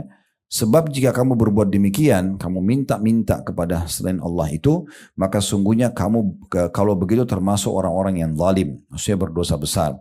Jika Allah menimpakan satu kemudaratan kepadamu, maka tidak ada yang dapat menghilangkannya kecuali Dia. Nah, di sini saya mau berbagi tipsnya. Kalau Bapak Ibu lagi ada ujian, maka jangan buru-buru menyalahkan yang kita anggap sebab. Tapi langsung introspeksi diri dulu. Karena semua ujian kalau datang, itu dalam bentuk teguran dari Allah. Apa saja. Maka yang pertama, astagfirullah. Lalu berdoa sama Allah. Sholat taubat. Minta, ya Allah, kalau permasalahan ini karena dosa hambamu, maafkanlah. Selesai itu sebenarnya. Tapi kita masalahnya cari tahu di kalangan manusia ini siapa penyebabnya. Lalu kita ribut, kita bertengkar, kita ribut. Tidak ada manfaatnya. Allah yang mendatangkan orang-orang ini sebagai penyebab untuk menjadi teguran buat kita. Kita harus lebih ke situ melihatnya. Karena di sini katakan jika Allah menimpakan satu kemudaratan kepadamu, maka tidak ada yang dapat menghilangkannya kecuali Dia. Dan jika Dia menghendaki kebaikan bagi kamu, maka tak ada yang dapat menolak karunia-Nya. Tidak ada yang bisa menghalangi itu. Dialah yang memberikan kebaikan itu kepada siapa yang dikehendakinya di antara hamba-hambanya, dan Dia yang maha pengampun lagi maha penyayang. Jadi sekali lagi saya ingatkan, kalau kita sehat, kita lagi banyak nikmat, yang ciptakan kita Allah, yang ciptakan nikmat itu Allah, yang bisa pertahankan hanya Allah. Minta dan bersyukur padanya, selesai urusannya. Makhluk akan Allah datangkan untuk memenuhi kebutuhan kita. Kalau kita sedang sakit, lagi ada musibah, difitnah orang dan segala macam, harta kita diambil, yang ciptakan kita Allah, yang ciptakan ujian itu Allah, yang bisa memberikan jalan keluar hanya Allah. Maka langsung introspeksi diri, muhasabah, sholat, taubat, istighfar, selesai urusannya. Ya. Selanjutnya Allah SWT juga berfirman dalam surah Al-A'raf ayat 194 yang bunyinya, innal ladzina tad'una min dunillahi ibadun amsalukum fad'uuhum falyastajibu lakum in kuntum shadiqin. Sesungguhnya berhala-berhala atau apapun yang kalian seru selain Allah itu adalah makhluk yang lemah yang serupa juga dengan kalian. Maka serulah berhala-berhala itu, lalu biarkanlah mereka memperkenankan permintaanmu jika memang orang-orang itu benar. Jadi maksudnya semua selain Allah makhluk. Kita sama malaikat sama, kita sama jin sama, kita sama matahari dan bintang-bintang sama, kita sama udara, sama air, semuanya sama. Ciptaan Allah, makhluk. Allah jadikan mereka fasilitas justru untuk mendekatkan diri kepada Allah. Ya, bukan kita minta-minta pada benda-benda ini. Kan gitu. Ini sayang sekali kalau orang tidak faham. Banyak orang di negeri kita ini, dalam sholat mereka mengatakan, iyyaka na'budu wa iyyaka nasta'in. Hanya kepadamu ya Allah kami menyembah. Hanya kepadamu kami minta tolong. Habis salam minta kuburan sebelah masjidnya. Tolong sembuhin saya, tolong mudahin urusan saya, tolong mudahin jodoh saya, tolong bukain rezeki saya. Lalu mana komitmen tadi iyyaka na'budu wa iyyaka nasta'in ini? Ya. Dan Nabi SAW ajarkan kepada kita doa yang luar biasa dalam meminta kepada Allah. Kata Nabi SAW, minta segala sesuatunya pada Tuhan kalian sampai tali sendal kalian. Tali sendal minta sama Allah. Ini saya singgung waktu di awal kita bahas buku ini ya. Banyak orang kadang-kadang mau berdoa tapi yang dianggap besar saja. Itu pun kalau sudah mentok di manusia nggak bisa baru minta sama Allah. Ini sakit nih, pergi dokter 1 nggak sembuh, 2 nggak sembuh, 3 nggak sembuh, 30 dokter nggak sembuh baru sholat tahajud. Baru umroh, minta doa di tawaf. Kenapa nggak dari awal sholat tahajud dan umroh? Baru nanti Allah mulain dokter dan resep yang cocok. Itu yang benar. Makanya nggak sembuh-sembuh. Masalahnya nggak selesai-selesai gitu kan. Karena dia nggak kembali kepada Tuhannya Allah. Yang lainnya semua makhluk, penyebab saja gitu kan. Selanjutnya Allah juga berfirman dalam surah Al-A'raf 197, "Walladzina tad'una min duni la yastati'una nasrakum wala anfusahum yansurun." Dan berhala-berhala yang kamu seru selain Allah tidaklah sanggup menolongmu, bahkan tidak dapat menolong dirinya sendiri. Itu jimat-jimat, ya hati-hati ya. Saya pernah bahas masalah ini Bapak Ibu sekalian, waktu itu di Kemang ada satu pengajian, terus ada satu ibu keluar, dia liatin saya, Ustaz ini kalau seperti ini jimat bukan? Rupanya dia keluarin kayak satu map kecil warna biru, dibuka dalamnya ada kertas fotokopian. Betul saya buka saya sudah tahu itu jimat. Karena bahasa Arab huruf hijaiyah dibolak-balik, gambar pedang, gambar bebek, gambar apalah. Ya. Tidak pernah Nabi ajarin ini. Ya gitu, ditulis macam-macam. Untuk apa ini Bu katanya? Itu dibayar loh, mau 5 juta atau berapa? Kertas fotokopi gitu kan. Kemudian dia bilang ini untuk supaya saya sama suami langgeng. Memang ada hubungannya sama kertas itu? Nggak ada hubungannya. Berdoa sama Allah dan di alam manusia Allah sudah kasih. Mau pasangan suka sederhana kok. Tatapan matanya syahdu, lisannya santun, tangannya ramah, baik, tulus. Selesai orang suka gitu kan. Tidak usah lintas alam bawa foto ke dukun, suruh jin yang datang. Untuk apa? Kesyirikan kepada Allah. Itu kan lintas alam, penjahat dimasukin ke rumah, gitu kan? Itu kan tidak perlu semuanya. Itu contoh-contoh dan banyak sekali masalah ini. Saya juga pernah itu hari di puncak mampir di satu restoran. Mampir tidak sekali sama teman saya gitu. Dia kebetulan kenal pemilik restoran cukup besar. Kemudian saya sholat di musolahnya karena masjid cukup jauh dan kami lagi musafir waktu itu. Terus sholat. Bagi sholat di musola ada satu bingkai, mungkin seperti lukisan di belakang kita ini, tapi ditutup kain hitam di depan mihrabnya gitu. Terus saya curiga, saya panggil Pak, ini apa ini Pak? Oh ada orang di sini, orang pintar kasih. Untuk apa? Untuk laris usaha, saya bilang gitu. Dia bilang iya Ustaz. Coba buka Pak. Salah satu syaratnya gak boleh buka kain hitamnya itu. Ya. Coba buka, saya tidak apa-apa, Bapak gak usah khawatir. Saya insya Allah jamin tidak apa-apa. Mungkin dia diancam kalau buka nanti kualat lah apa Allahu alam. Buka, begitu buka, saya tahu tuh tulisannya. Subhanallah ini pernah terjadi juga di Irian waktu itu. Saya lagi dakwah ke sana. Ada satu pengusaha muslim di sana. Dia karena saya jelasin masalah jimat-jimat ini nggak boleh segala macam. Dia bilang Ustaz bisa ke toko saya nggak? Tokonya Masya Allah laku memang gitu besar. Tapi ada satu di ruangan ayah dia. Dia bilang Ustaz tolong lihat. Di belakang pintu kamar orang tua saya itu ada kertas. Itu kertas sudah butek banget. Udah tua, coklat. Udah sobek-sobek gitu. Udah lama. Ini saya curiga karena bahasa Arab dia bilang. Terus saya coba lihat. Saya bukan nyombongin diri Bapak Ibu sekalian. Dari SD saya sudah belajar bahasa Arab. Tapi saya nggak tahu isinya apa. Bahasa Arab itu. Saya coba baca apa ini gitu. Bolak-balik saya. Ternyata setelah saya teliti mungkin cukup lama 15 menit mungkin. Itu bahasa Indonesia tapi diarabkan. Ya, makanya tidak saya temukan dalam bahasa Arab ini apa. Jadi waktu saya lihat itu di sana itu ini adalah nama 7 orang Ashabul Kahfi. Lalu disebut sama dia namanya dan nama nggak jelas juga. Dan nama apa gitu. Dan ini nama anjingnya. Iya. Siapa yang taruh di tokonya akan lari, siapa yang taruh di rumahnya tidak akan diganggu penjahat dan segala. Ini khurafat semua. Apa punya kertas itu? Gak ada hubungannya sama sekali. Jadi hati-hati sekali ya. Jadi gak perlu semua itu ya.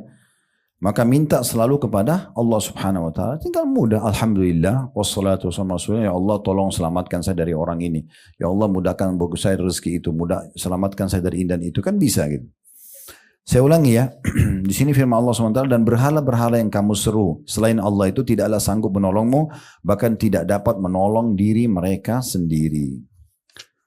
Selanjutnya firman Allah Subhanahu wa taala di dalam surah Al-Hajj ayat 11 sampai ayat 13 yang bunyinya wa minan nasi may ya'budullah ala harf fa in asabahu khairun ma'anna bih wa in asabathu fitnatun qalaba ala wajhi khasira dunya wal akhirah dzalika huwal khusranul mubin yad'u min dunillahi ma la yadurru wa ma la yanfa'u ذلك هو الضلال البعيد يدعو لمن ضر أقرب من نفعه لبئس المولى ولبئس العشير. Dan di antara manusia ada orang yang menyembah Allah dengan berada di tepi saja. Maksudnya hanya asal-asalan ya. Maka jika ia memperoleh kebaikan, tetaplah ia dalam keadaan itu, tetap beribadah kepada Allah. Dan jika ia ditimpa satu bencana, ujian berbaliklah ia ke belakang, malah tambah jauh dari Allah. Rugilah ia di dunia dan di akhirat. Padahal kalau dia sedang ada ujian, tadi saya bilang langsung kembali kepada Allah. Clear sebenarnya kalau kembali kepada Allah. Langsung wudu, sholat taubat, berdoa. Clear. Ya, kan? Rugilah orang itu kalau dia, begitu dia ada diuji ujian, lalu dia malah kembali ke belakang. Tidak menyembah Allah. Rugi dunia, rugi akhirat. Yang demikian itu adalah kerugian yang nyata. Ia menyeru selain Allah, sesuatu yang tidak dapat memberi mudarat dan tidak pula memberi manfaat kepadanya. Yang demikian itu adalah kesesatan yang jauh. Ia menyeru sesuatu yang sebenarnya mudaratnya lebih dekat daripada manfaatnya. Sesungguhnya yang diserunya itu adalah sejahat-jahat penolong dan sejahat-jahat kawan. Maksudnya yang dia seru selain Allah subhanahu wa ta'ala. Ya. Ini berarti juga dalil menyebutkan tentang masalah tidak bolehnya syirik kepada Allah SWT ya. Kemudian selanjutnya surah Al-Hajj masih sama tapi ayat 73 sampai 74 surah yang sama maksud saya. Ya ayuhan nasu duriba mathalun fastami'u lah. Innal ladzina tad'una min dunillahi lan yakhluqu dhubaban wa la yajtama'u lah. Wa in yaslubhumudz dhubabu syai'an la yastankidhuhu min ضعف الطالب والمطلوب ما قدر الله حق قدري إن الله لقوي عزيز. Hai manusia, telah dibuat perumpamaan, maka dengarkanlah olehmu perumpamaan itu baik-baik. Sesungguhnya segala sesuatu yang kamu seru selain Allah sekali-kali tidak dapat menciptakan seekor lalat pun, walaupun mereka bersatu untuk menciptakannya. Dan jika lalat itu merampas sesuatu dari mereka, tidaklah mereka dapat merebutnya kembali dari lalat itu. Misalnya kita punya segelas susu, lalat ambil satu tetes lalu pergi. Kita nggak bisa mengambil setetes itu, saking lemahnya gitu ya. Amat lemahlah yang menyembah dan amat lemah pula yang disembah. Mereka tidak mengenal Allah dengan sebenar-benarnya. Sesungguhnya Allah benar-benar maha kuat lagi maha perkasa. Ya. Jadi kadang-kadang orang yang masih lemah hubungannya sama Allah, belum meyakini tentang sifat Allah yang maha kuasa, maha perkasa, maha bijaksana, ini masih bergantung pada makhluknya. Selanjutnya surah Al-Ankabut ayat 41 sampai 43. Mathalul ladzina ittakhadhu min dunillahi awliya kamathalil ankabut ittakhadat baita wa inna awhanal buyuti la baitul ankabut law kanu ya'lamun. Innallaha ya'lamu ma yad'una min dunihi min syai' wa huwal azizul hakim wa tilkal amthalu nadribuha linnas wa ma yaqiluha illa al-alimun. Perumpamaan orang-orang yang mengambil pelindung-pelindung selain Allah adalah seperti laba-laba yang membuat rumah. Dan ketahuilah sungguhnya rumah yang paling lemah adalah rumahnya laba-laba kalau kalian mengetahuinya atau kalau mereka mengetahuinya. Jadi semua yang Bapak Ibu panggil selain Allah, jimat, batung, dewa, itu seperti laba-laba kalau bangun rumah. Bagaimana rapuhnya, itu seperti itu. Sesungguhnya Allah mengetahui apa saja yang mereka seru selain Allah itu. Dia maha perkasa lagi maha bijaksana. Dan perumpamaan-perumpamaan ini kami buatkan untuk manusia dan tiada yang memahaminya kecuali orang-orang yang berilmu. Kalau sudah belajar baru faham, maka tinggalkan semua itu, ya. Jangan pernah bergantung pada benda-benda makhluk, ya. Itu termasuk kalau kita pajang ayat kursi di rumah, itu pajangan, ya. Jangan anggap ayat kursi itu bisa ngusir syaitan, pajangannya enggak. Ya. Saya mau kasih contoh. Kalau Bapak Ibu lagi enggak bisa tidur malam, ya, mau tahu resep gampang tidur, coba ambil Al-Quran, baca. Ngantuk gak? Nah, berarti dekat Quran ada syaitan gak? Ada. Itu dibaca saja masih digoda. Apalagi kalau cuma dipajang. Jadi jangan salah paham. Itu cuma hiasan. Bukan ngusir syaitan. Ya. Ayat kursi berfungsi kalau dibaca. Nah itu harus diletakkan. Itu harus dengan ilmu. Makanya di sini dikatakan Allah bilang. Tiada yang memahami kecuali orang yang berilmu. Harus paham dengan ilmu yang benar. Jadi tidak salah gitu.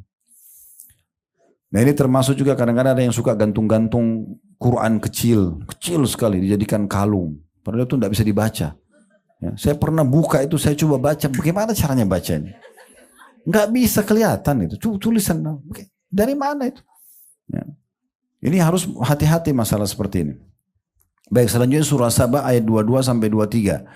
Qul ud'u alladhina za'amtum min dunillahi la yamlikuna mithqala dharratin fis samawati wala fil ardi wama lahum fihima min syirki wama lahu minhum min dhahir wala tanfa'u syafa'atu 'indahu illa liman adhina lah hatta idza fuzzi'a 'an qulubihim qalu madza qala rabbukum qalu al-haqq wa huwal 'aliyyul kabir. Katakanlah, seruhlah mereka yang kamu anggap selain ilah, selain Allah. Mereka tidak memiliki kekuasaan seberat zarrah pun seperti biji sawi di langit dan di bumi. Semua yang disuruh kepada selain Allah itu. Dan mereka tidak mempunyai suatu saham pun dalam penciptaan langit dan bumi. Dan sekali-kali tidak ada di antara mereka yang menjadi pembantu baginya. N-nya besar kata ganti Allah. Tidak ada di antara mereka yang disekutukan itu pernah bantu Allah sedikit pun untuk membangun langit dan bumi. Dan tiada berguna syafaat di sisi Allah melainkan bagi orang yang telah diizinkannya. N-nya besar kata ganti Allah. Memperoleh syafaat tersebut. Tidak ada yang bisa berikan pertolongan kecuali dengan izin Allah. Sehingga apabila telah dihilangkan ketakutan dari hati mereka, mereka berkata, apakah yang telah difirmankan oleh Rabbmu? Mereka menjawab perkataan yang benar dan dialah yang maha tinggi lagi maha besar. Saya ingin berbagi sebuah riwayat Bapak Ibu sekalian. Di masa Nabi Muhammad SAW pernah Nabi dan sahabat lihat meteor jatuh. Seperti biasa kita lihat ya. Terus Nabi SAW tanya para sahabat, apa yang kalian bilang dulu, yakini di masa jahiliyah kalau lihat seperti ini? Maka sebagian sahabat bilang, ya Rasulullah, kalau kami di masa jahiliyah seperti ini, kami anggap itu berarti ada satu orang tokoh yang baru lahir atau ada satu tokoh yang meninggal. Jadi seperti itu keyakinan mereka di masa jahiliyah. Kata Nabi SAW, bukan seperti itu. Pemahaman yang benar adalah, kalau Tuhan kalian Allah menentukan satu keputusan, nih untuk besok nih, apa yang terjadi, siapa yang mati, siapa yang lahir, bagaimana kadar udara, kadar air, Allah subhanahu wa ta'ala menyampaikannya kepada para pemikul arsh. Pemikul singgasananya Allah ada 8 malaikat ya. Kemudian para malaikat itu bertakbir, lalu malaikat di langit ke-7 bertakbir pula, yang ke-6 bertakbir, dan sampai langit pertama di atas kepala kita nih, namanya langit pertama, langit dunia.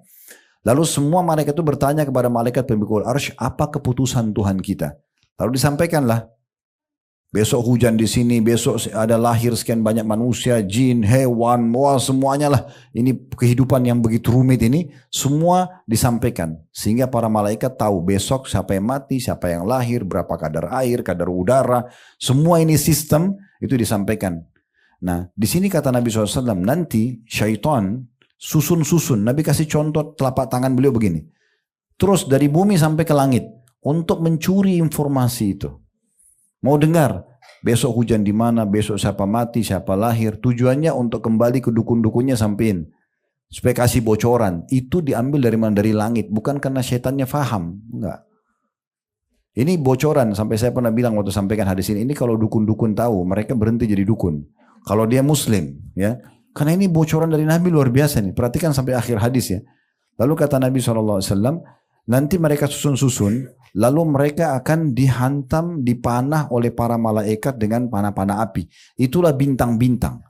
Dalam surah Al-Mulk Allah bilang kan, وَجَعَلْنَاهَا رُجُومًا لِلشَّيَاطِينَ, dan kami jadikan bintang-bintang sebagai anak-anak panah api untuk syaitan. Nah itu di anak panah. Meteor itu kan serpihan bintang. Itu dipakai oleh malaikat untuk panah syaitan-syaitan itu. Sehingga mereka banyak yang terbakar, mati. Ada juga yang berhasil lolos, lalu dia mengambil mencuri sebagian saja informasi. Disampaikanlah kepada dukun-dukunnya itu. Sehingga kalau ada dukun yang tahu, oh besok begini, betul terjadi. Bukan karena dia tahu, curian itu. Itu pun apa kata Nabi SAW, dan syaitan-syaitan ini membumbuhi dengan 100 kedustaan. Ditipu itu, gitu kan. Begini, ternyata tidak benar. Nah seperti itulah. Jadi kalau sudah tahu syaitan-syaitan ini cuma curi informasi, ngapain pergi dukun itu? Informasi curian semua, kita sudah punya wahyu yang menyampaikan kepada kita. Dan kita bisa connect langsung kepada Allah tanpa perantara. Angkat tangan ke langit, langsung Allah dengar. Allah maha mendengar, maha mengetahui. Dijanjikan tadi dalam surah Ghafir ayat 60, pasti diterima. Kenapa harus bergantung pada makhluk gitu ya? Kemudian selanjutnya dalam surah Fatir ayat 13-14. Yang berbunyi, Dzalikumullahu rabbukum lahul mulk. Dzalikumullahu rabbukum lahul mulk. Walladzina tad'una min dunihi ma yamlikuna min qitmir. In tad'uuhum la yasma'u du'aahum. Walau sami'u mastajabu lakum. وإن تدعوهم لا يسمعوا دعاءكم ولو سمعوا ما استجابوا لكم ويوم القيامة يكفرون بشرككم ولا ينبئك مثل خبير. Demikian itulah Allah Rabb kalian. kepunyaannya lah kerajaan. Semua ini langit dan bumi milik Allah.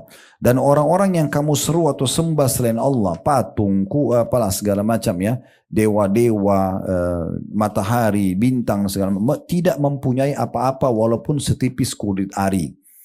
Jika kamu menyeru mereka, mereka tidak ada atau tiada mendengar suruhanmu. Dan kalau mereka mendengar, mereka tidak dapat memperkenankan permintaanmu. Dan di hari kiamat mereka juga akan mengingkari kemusyrikanmu dan tidak ada yang dapat memberikan keterangan-keterangan yang lengkap seperti ini sebagaimana yang diberikan oleh Zat yang Maha Mengetahui.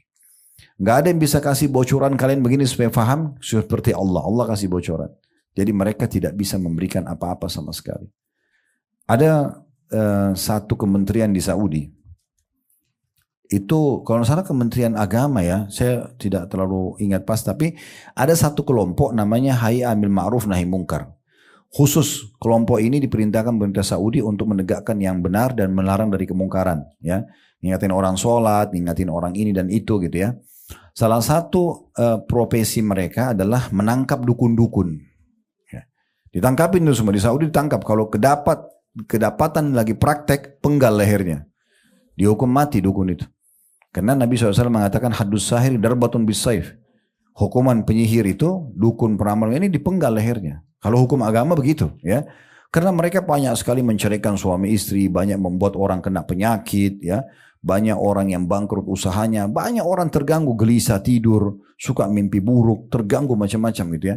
Cerainya suami istri itu semua karena itu ya. Subhanallah, saya pernah ada cuplikan diangkat di YouTube itu dari beberapa reaksi mereka pada saat mereka datangin dukun. Saya pernah lihat salah satunya, didatangi satu tempat dukun itu banyak sekali burung merpati yang diikat kakinya, ada namanya orang di situ, ada di sayapnya, ada yang ditaruh di botol, dilempar, ditelep di dalam air, apalah segala macam gitu ya. Itu semua kalau mau lepasin sihir itu memang kita harus melepaskannya. Maka oleh tim ini dilepasin semua itu, tali-talinya diipasin, kertasnya dibakar, cairannya ditaruh di saluran air yang mengalir, gitu-gitu memang kalau mau batalin sihir itu ya. Nah terus ini dukun ini karena didapat praktek, dia kena hukuman mati. Maka oleh si syekhnya ini yang menangkap itu bilang, sekarang coba kau praktekin, bagaimana kau panggil syaitanmu itu. Itu dia praktekin Bapak Ibu sekalian, saya lihat cuplikannya itu. Jadi dia bilang kalau dia mau panggil syaitan, dia pakai baju merah, semua merah dari kepala sampai ke kakinya semua merah. Terus dia ambil pecut kuda, itu dia pecut dirinya sendiri. Sambil panggil-panggil nama syaitan itu. Apalah dipanggil sampai nama syaitannya. Dia bilang kalau badan saya sudah berdarah-darah, nah, kemudian baru saya bisa dengar suara. Gitu. Itu pun ditanya lagi, kalau kau minta, berapa banyak kau dikasih? Dia bilang mungkin dari sekian ratus permintaan cuma 1-2. Enggak semuanya. Itu pun kalau dia mampu. Jadi sama aja. Minta sama manusia tidak ada bedanya gitu. Tapi dibodohin. Itu dia harus syirik kepada Allah. Sembeli ayam pada selain Allah gitu kan. Darahnya kadang-kadang diminum. Apalah. Segala macam hal yang tidak masuk akal gitu kan. Makanya Nabi SAW sudah ingatkan dalam hadis yang sahih riwayat Tirmidzi. Sampai mendatangi dukun, peramal, penyamun, penyihir. Bertanya saja. Belum percaya. Coba tebak garis tangan saya, coba tebak nasib saya, coba bagaimana ini dan itu misalnya, tidak diterima sholatnya 40 hari. Ke belakang ya, bukan ke depan. Jadi yang sudah pernah kita sholat 40 hari, 5 kali sholat, sama sholat sunnahnya semua habis. Nggak diterima. Kalau dia datang dalam hadis lain, datangi dukun, peramal, penyampai, bertanya dan percaya. Dia percaya, maka dia telah kufur. Ya. Atas apa yang dibawakan oleh Muhammad SAW. Jadi memang tidak boleh sama sekali interaksi sama mereka. Kita sayangkan di negeri kita masih subur sekali mereka. Ya. Dan mereka ini pintar kalau di komunitas umat Islam, dia tampil seperti orang Islam. Ya. Pakai surban, pakai kopiah, pakai segala macam. Tapi dukun. Gitu. Nah ini bahaya sekali. Gitu kan. Maka mereka tidak bisa memberikan apa-apa. Itu sudah Allah tekankan dalam banyak ayat tadi kita baca termasuk surah Fatir ini. Kemudian selanjutnya dalam surah Al-Ahqaf ayat 5 sampai ayat 6, "Wa man adhallu mimman yad'u min dunillahi man la yastajibu lahu ila yaumil qiyamati wa hum 'an du'aihim ghafilun wa idza hushira an-nasu kanu lahum a'da'an wa kanu bi'ibadatihim kafirin." Dan siapakah yang lebih sesat daripada orang yang menyembah sesembahan-sesembahan selain Allah dan tidak dapat memperkenankan doanya sampai hari kiamat dan mereka lalai dari memperhatikan doa mereka. Jadi ada orang gitu minta-minta pada kuburan, minta-minta pada lautan, minta di gua. Enggak ada diijabah itu. Ya, tapi tetap aja dia yakin itu adalah benar. Dan apabila manusia dikumpulkan pada hari kiamat, niscaya sembahan-sembahan mereka itu akan menjadi musuh mereka dan mengingkari pemujaan-pemujaan mereka. Ini ada maknanya Bapak Ibu sekalian ya. Hari kiamat semua disembah selain Allah itu didatangkan lalu kemudian disuruh buat pengakuan. Memang kamu yang suruh ini orang-orang sembah kamu. Mereka akan pungkiri, enggak, kami enggak pernah. Jadi mereka sendiri ribut tuh antara yang jin yang dia panggil, batu yang dia sembah itu akan mungkiri hari kiamat. Itu Allah sudah bocorkan buat kita dalam surah Al-Ahqaf ayat 5 sampai ayat 6. Selanjutnya, dan setiap orang yang memohon keselamatan kepada selain Allah dan berdoa kepada selain Allah dalam bentuk ibadah ataupun hanya permohonan saja, sedangkan permohonan itu tidak dapat dilakukan oleh selain Allah, maka orang itu berbuat syirik dan murtad. Kan tadi kita bilang kalau bagian pertama kita berdoa minta, kalau permohonan ya, meminta sesuatu yang masih manusiawi. Minta diberikan air, pekerjaan, boleh. Tapi kalau sudah haknya Allah, minta keturunan, disembuhin penyakit, minta dibuahin rezeki, ini semua syirik kepada Allah. Dan itu termasuk syirik besar yang mengeluarkan dari Islam. Surah Al-Ma'idah ayat 72 selanjutnya, laqad kafara alladhina qalu innallaha huwal masih ibnu Maryam wa qala al-masih ya bani Israil a'budullaha rabbi wa rabbakum innahu ma yusyrik billahi faqad harramallahu alaihi al-jannata wa ma'wahu an-naru wa ma lidh-dhalimin min ansar. Sesungguhnya telah kafirlah orang-orang yang berkata sesungguhnya Allah ialah Al-Masih putra Maryam. Jadi kita tidak ragu dengan kekafiran pada saat mereka anggap Isa alaihissalam adalah putra Allah atau bahkan Allah sendiri. Padahal Al-Masih sendiri berkata, hai Bani Israel, sembahlah Allah, Rabbku dan Rabbmu. Sungguhnya orang yang mempersekutukan sesuatu dengan Allah, maka pasti Allah akan mengharamkan kepadanya surga. Dan tempatnya ialah neraka, tidaklah ada bagi orang-orang zalim itu seorang penolong pun. Jadi kalau orang sedikit saja mempersekutukan Allah, maka Allah tidak akan masukkan ke dalam surga. Ibu dan Bapak perlu garis bawah ya, penduduk Mekah, asli Mekah dulu di masa Nabi SAW, Abu Jahal, Abu Lahab, tahu kalau Ka'bah itu rumahnya Allah. Jangan salah, mereka juga tawaf. Mereka juga berdoa kepada Allah. Tapi mereka datangkan patung-patung sebagai partnernya Allah, sekutunya Allah. Ya, jadi sholat ya kayak tadi, habis sholat minta sama kuburan. Muslim iya, tapi masih berbuat kesyirikan. Nah ini mirip dengan orang-orang masa jahiliyah. Mereka kufur kepada Allah, tapi mereka tidak sadar itu. Ya, nah itu yang dimaksudkan di sini. Selanjutnya dalam surah An-Nisa ayat 116, Inna Allah la yaghfiru an yushraka bihi wa yaghfiru ma duna dzalika liman yasha wa man yusyrik billahi faqad dhalla dhalalan ba'ida.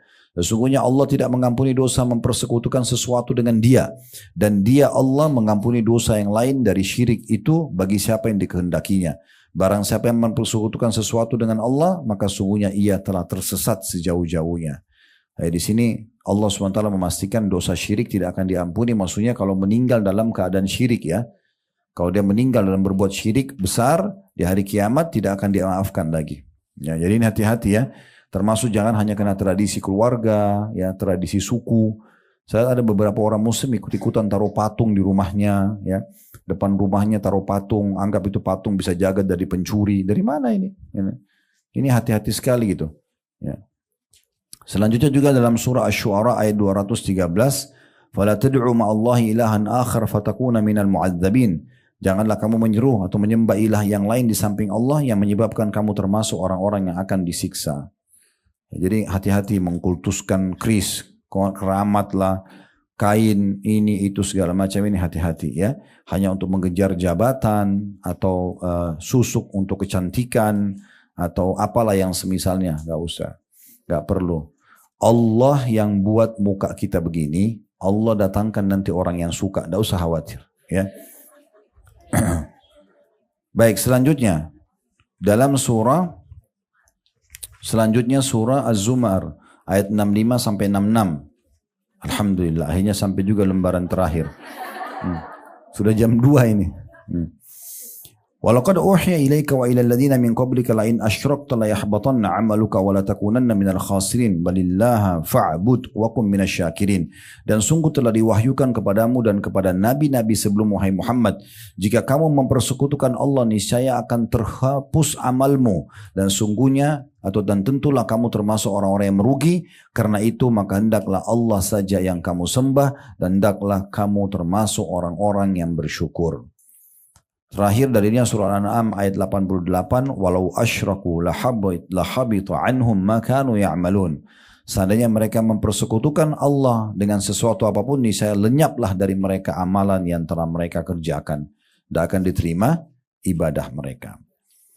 Perbedaan antara istighatsah dan doa, meminta pertolongan dan doa. Istighatsah adalah memohon bantuan untuk diselamatkan, yaitu menghilangkan kesukaran. Itu diistilahkan dengan istighatsah. Seperti bentuk kata al-istinsar, berarti memohon atau an-nasr, kemenangan. Sedangkan al-isti'anah, memohon pertolongan. Adapun perbedaan antara istighatsah, memohon bantuan untuk diselamatkan, dengan doa, ialah bahwa istighatsah itu khusus untuk perkara duka cita. Sedangkan doa lebih umum dari istighatsah. Karena doa mencakup duka cita dan yang lainnya. Jadi kalau disilakan istighatsah itu hanya betul-betul dalam hal-hal yang urgent, ya, yang hanya perkara-perkara yang menyedihkan. Tapi kalau doa umum semuanya. Apabila doa disertakan dengan istighatsah, maka dikategorikan ke bab penyertaan umum ke kelompok khusus, sehingga keduanya secara mutlak memiliki arti umum dan khusus yang bersatu dalam satu materi. Sedangkan doa memiliki pengertian tersendiri dari materi itu. Jadi setiap istighatsah adalah doa, tetapi tidak semua doa itu adalah istighatsah. Ya. Dan doa permohonan atau doa masalah mengandung doa ibadah, dan doa ibadah mengharuskan untuk berdoa permohonan. Adapun doa yang dimaksud dalam Al-Quran terkadang bermakna doa ibadah, terkadang bermakna doa permohonan, dan terkadang kedua-duanya sekaligus. Maksudnya kita bisa niatkan ibadah sekaligus kita sampaikan hajat kita. Nah itu juga puncak daripada doa tentunya. Baik, kedepannya insya Allah kita akan masuk pasal kedua, itu di keutamaan berdoa. Ya, nanti akan disebutkan panjang lebar dalil-dalil poin demi poin. Di situ ada kurang lebih 10 dalil, ya, berhubungan dengan masalah keutamaan berdoa itu sendiri. Sampai sini dulu. Subhanakallah wa bihamdika asyhadu an la ilaha illa anta astaghfiruka wa atubu ilaik. Wassalamualaikum warahmatullahi wabarakatuh.